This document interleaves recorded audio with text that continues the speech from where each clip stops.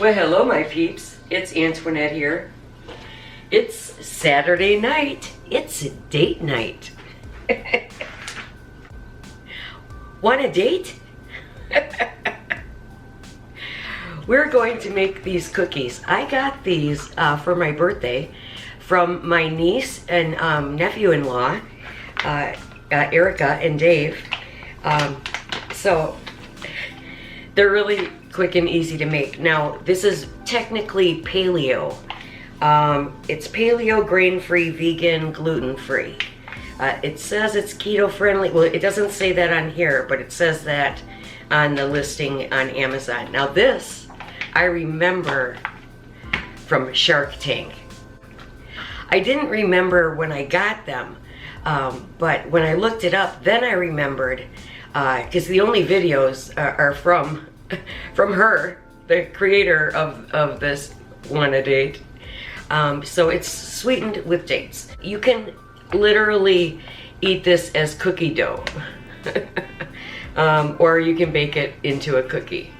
So it's 1/2 cup of the dough mix and 2 tablespoons of water, and that's it. We're gonna go over to the table and put these together. Also, for Christmas, I had gotten these Cassaware Ultimate Series cookie sheets. So I haven't used them, but we're going to test this out as well tonight. It's supposed to be commercial weight, commercial grade. Easy release, easy to clean, super durability. But what I have found from the reviews is that if you want it to stay this nice, you have to hand wash it. So that's kind of a bummer. But I'll do it because I love the color. All right, let's go to the table.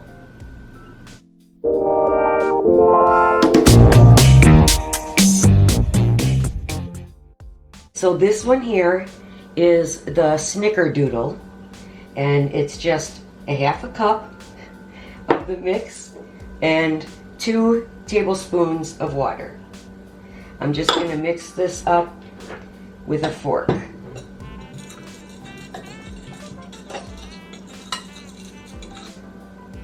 All right, I think I need a spatula. This is so fast and easy. I sure hope it's good. The reviews are mixed, so we will find out, and I will tell you my honest opinion. Now this makes 4 balls, so we're going to make 4 of each.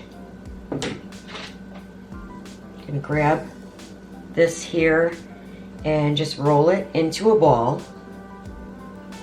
Snickerdoodle. Just gonna kind of push it down. Okay, I have the 4 Snickerdoodle done, and now I'm just gonna set this aside and we'll mix up the birthday cake. 1/2 cup, 2 tablespoons of water.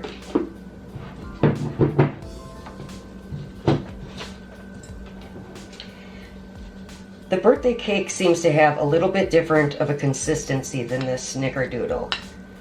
All right. This one's a little easier to mix, honestly.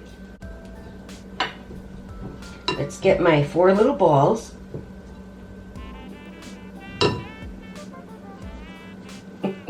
This certainly is easier than making it from scratch. All right, 1 here.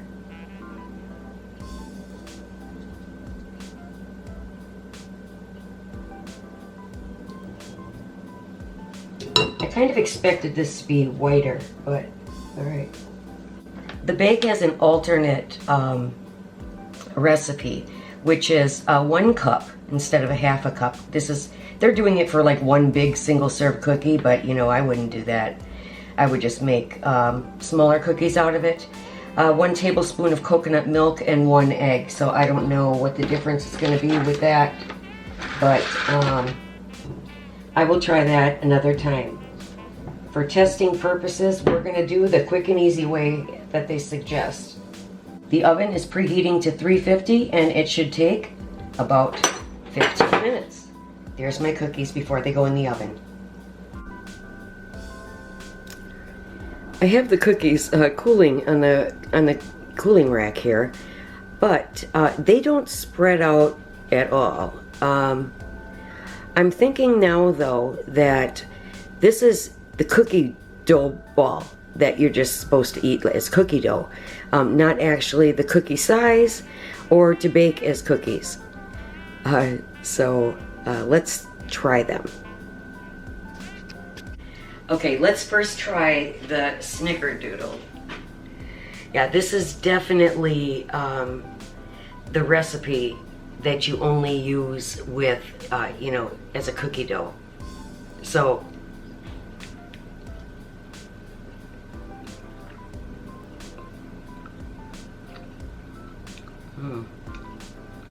this is a bit dry. I'll tell you what this tastes like. The snickerdoodle tastes like a gingerbread cookie. So I do kind of like that because those are very high in carbs, and that's something that I haven't had in a long time. All right, let's try the birthday cake.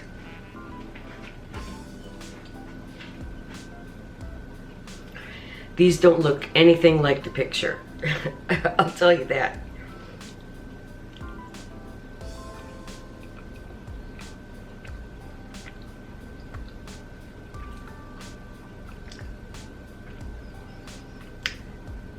This tastes nothing like a birthday cake.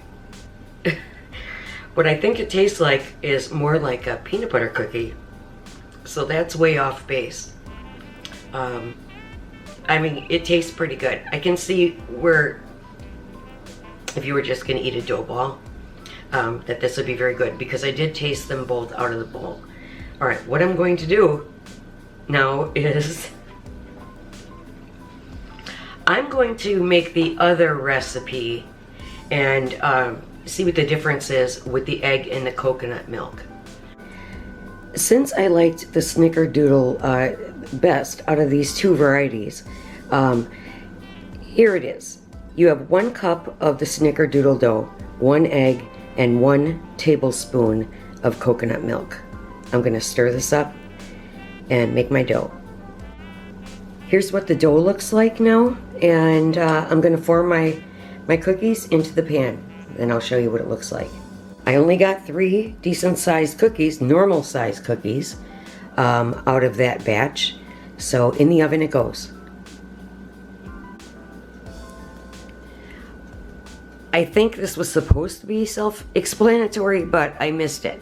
So those little cookies I made, that is really dough balls. So that definitely is just if you're going to eat a ball of cookie dough. And there's the recipe.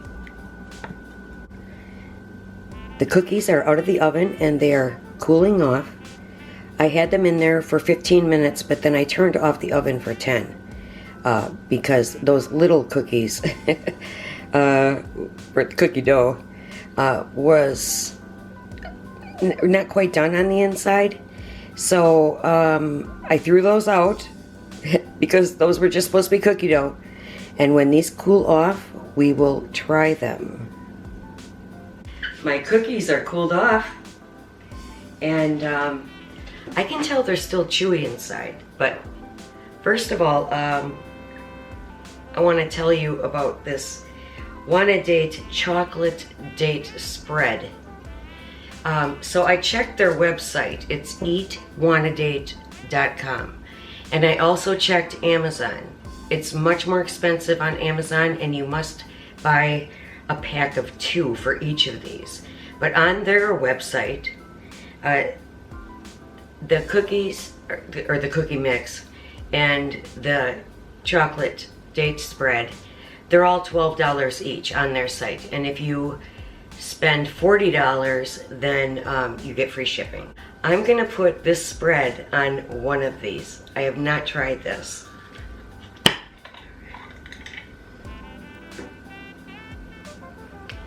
I can smell the dates and I can smell the chocolate. So, all right, let me frost one cookie. The consistency is really good, and I do like the thickness of it. It's not too thick and it's not too thin. Let's grab a cookie. I just put this on here.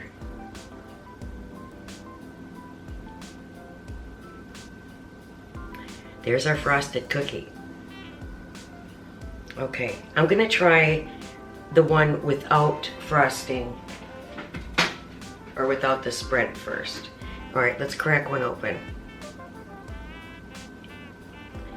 Yes, that's what it looks like. It is a chewy cookie. I do recommend that you turn off the oven after 15 and leave it in for 10. Because unless you like a super chewy cookie, I prefer crispier, but let's try it.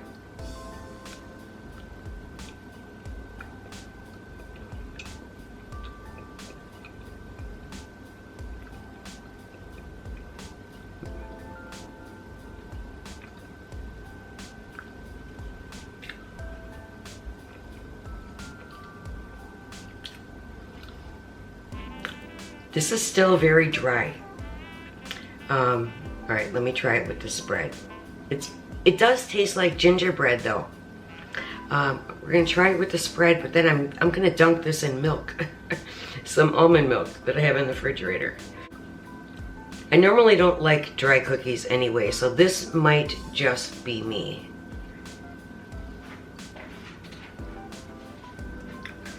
All right, let's try it with the spread.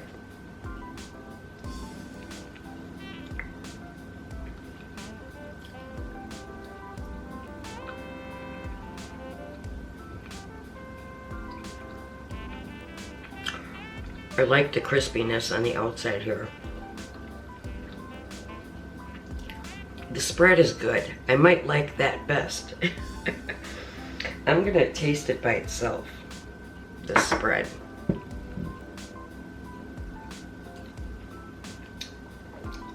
It's not really sweet. Spread me on pancakes or toast. Stir me in yogurt or oatmeal. Blend me in smoothies. Eat me with cheese. I can't imagine that.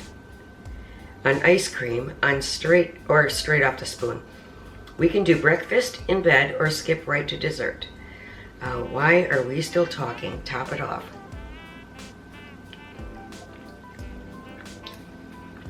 This I would buy again. I gotta go grab my milk. Okay, I'm gonna dunk it.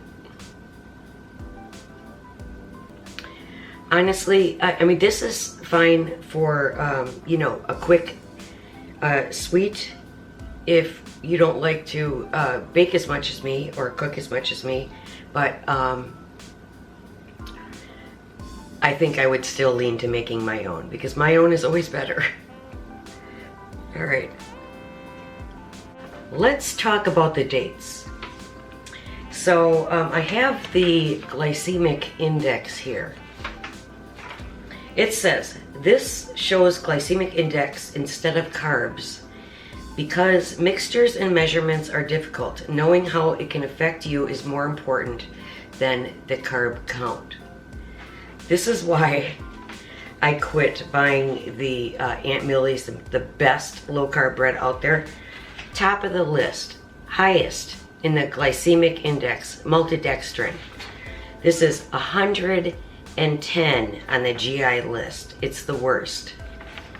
Now down here, we get down to the fructose. We're still in the yellow. And so it has 25. That's the measure on the glycemic index. Until we get here, so here's the sweeteners. These are sugar alcohols. So those go from 12 down to 0. And then we're down to the artificial sweeteners like Splenda and such. That's 0. But it is pretty much down there. The next worst is the agave syrup, and then that's 15 on the list. I did a little research on dates, and they tend to not spike your glucose. But it is labeled an actual sugar. So if this is important to you, you may want to, you know, check your levels, but I'm kind of okay with this number when I think about the fact that I put that Aunt Millie's bread in my mouth. I do wish I liked the cookies more than I do, because I don't. But it is what it is. Okay, peeps, thanks for stopping by for another video, and we will see you next time.